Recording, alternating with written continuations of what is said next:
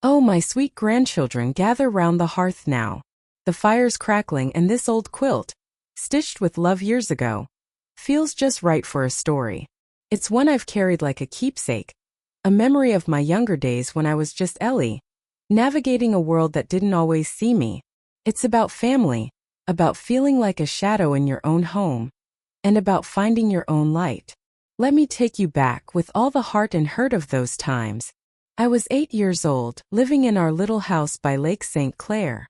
Life was simple then. Your great-grandma Beatrice, my mama, would sit with me over my school books, her brow furrowed as we tackled fractions. Your great-grandpa Henry, bless him, would take me fishing on Sundays, telling stories of fish so big they'd capsize the boat. We weren't perfect, not like those families on TV, but we were ours, and that was enough. Then came that night. Oh, I can still hear the storm howling outside. It was 2 in the morning when Aunt Mabel burst in, her coat dripping rain. "Ellie, pack a bag, quick," she said, her voice trembling. "Your mama's in the hospital. Your sister's coming early." My little sister Lily was born that night, 2 months too soon. She was so small, like a doll in a glass case, all tubes and wires. I stood on tiptoes at the hospital, peering through a window, but they shooed me away. "Too risky, Ellie," they whispered, and I felt a wall rise up, quiet but real, between me and my family. When Lily came home, our house changed. It became a fortress, bleach everywhere, the sharp smell stinging my nose. Mama turned into a whirlwind, scrubbing every surface, setting up hand sanitizer stations like sentries. And me? If I sneezed or coughed even once, I was whisked off to Granny Pearl's or Aunt Mabel's. First I thought it was a treat. Granny Pearl would bake cookies, oatmeal raisin warm from the oven, and Aunt Mabel had a shelf of mystery books I'd read, till my eyes drooped. But you know, children see things clear as day after a while. I wasn't off on adventures. I was being sent away like I was a threat to my own sister. It hurt, my loves, like a bruise you don't notice till you press it. I tried so hard to make them see me. I'd bring home straight A's, but Mama would barely glance up from Lily's doctor's calendar. I won first place at the science fair, built a model windmill that spun like a dream, but Papa just asked me to store it in the garage. "Lily's allergic to dust," he said. Allergic to dust? I wondered if that was even real. The hardest was when I was 12. I'd spent months teaching myself to play Bridge Over Troubled Water on the piano, my fingers stumbling till they sang. The night of the talent show I played my heart out, but no one came. Lily had a slight fever, 99.1 degrees. 2 weeks later, though, the whole family, grandparents and all, crowded into the school for Lily's flute recital. She played Hot Cross Buns, and you'd think it was a masterpiece. Lily learned fast how to work the family. By 7, her headaches or tired days got her out of chores or school, and Mama would call teachers to push back test deadlines. Me? I'd hide in my room, the one place Lily wouldn't go. She claimed my lavender air freshener made her sneeze. I'd lose myself in books about old paintings, antique vases, and sparkly trinkets. Granny Pearl was the one who lit that spark. She'd let me sort her costume jewelry, all those glittering brooches and necklaces. "You've got a knack, Ellie," she'd say, her smile warm as a summer afternoon. Those moments were my refuge, like a quiet corner in a noisy world. It wasn't just the favoritism that cut deep, it was how they rewrote the story. "Lily needs more love, she had such a tough start," they'd say. "Ellie's so independent, she understands." But I didn't understand, my dears. I was a child wondering why being healthy made me less worthy of a hug or a well done. It shaped me, though, like clay under a potter's hands. When no one's there to cheer your victories or dry your tears, you learn to be your own strength. High school was my ladder out. While Lily played drama queen in middle school, I threw myself into everything. Debate team? I found my voice, tearing down arguments with a calm smile. Honor Society president? Check. Editor of the school paper? Check. I worked shifts at Carson's Diner too. Mrs. Carroll, the owner, was a gem. She'd slip me extra pie and remembered my birthday when my own folks forgot. "Real folks shine quiet," she'd say, and I held those words close. My desk at home was a marvel. Color-coded notes, schedules neat as a pin. Lily called me Rainman. But being invisible meant I could chase my dreams unseen. No one tracked my failures or my wins, so I ran free. I aced the big test, perfect score, top of the top. I stared at the results for 20 minutes, sure it was a mistake. I ran home to tell Mama, bursting with pride, but she was helping Lily with English homework. "That's nice, honey," she said. "But keep it down, Lily's got a test." Lily smirked. "Some of us have to study, Miss Perfect." I kept that score sheet, but it never made the fridge. Lily's C+ in English? That got a magnet, and we're so proud. College applications were my secret mission. I applied to 15 schools, wrote every essay, chased every letter all alone.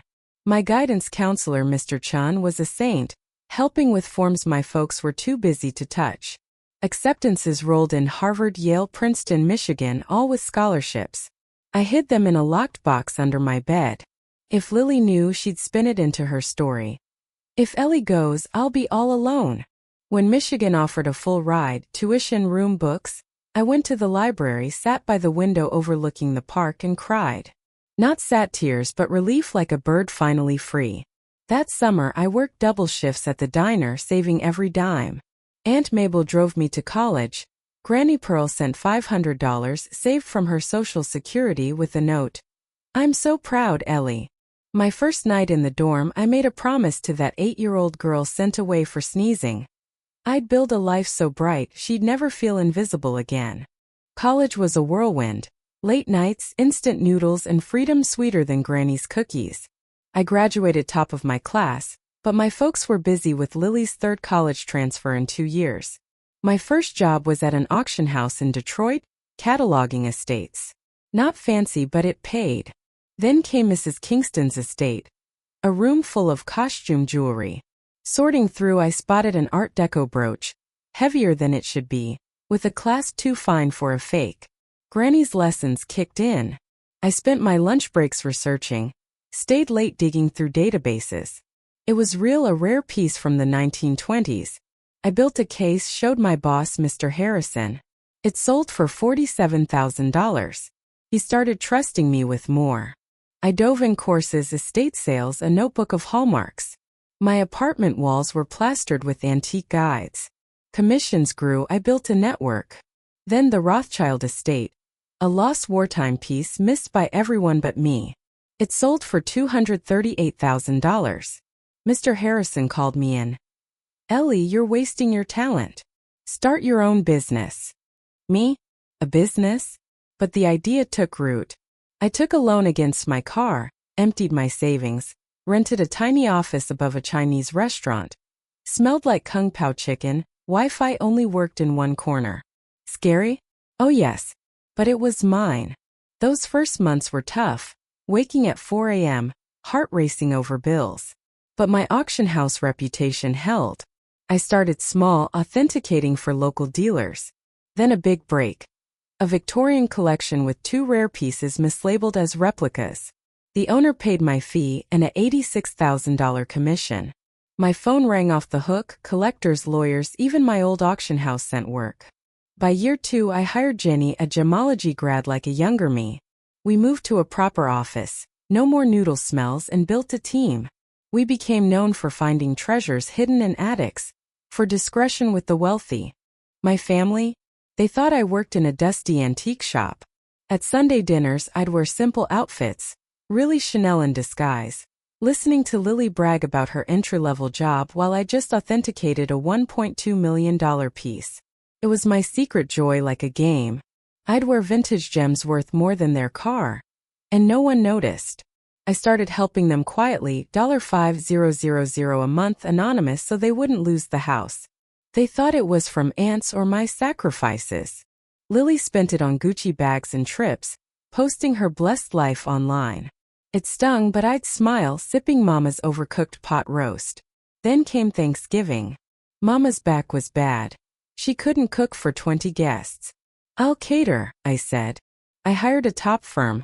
Food so good it hushed complaints. Lily griped about store-bought stuffing, but the maple glazed sprouts silenced her.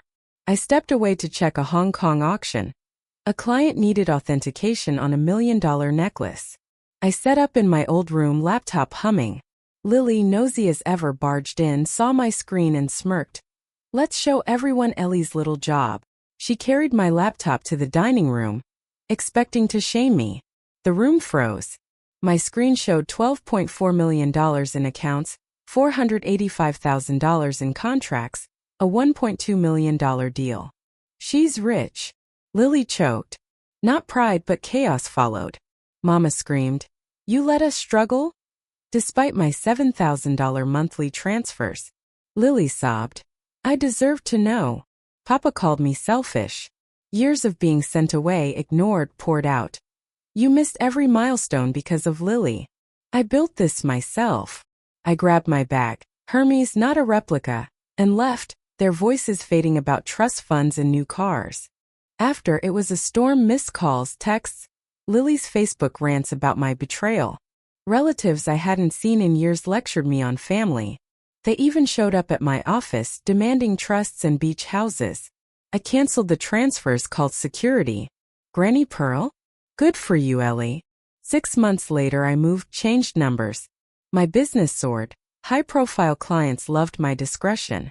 Lily's starting her own jewelry firm. Good luck with that fake Cartier, sis.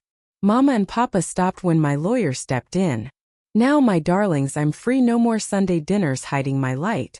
I live true, in a home with a vault for treasures, and Granny Pearl's spirit cheering me on. That little girl sent away for sneezing? She's shining now. So who's ready for cookies just like she taught me?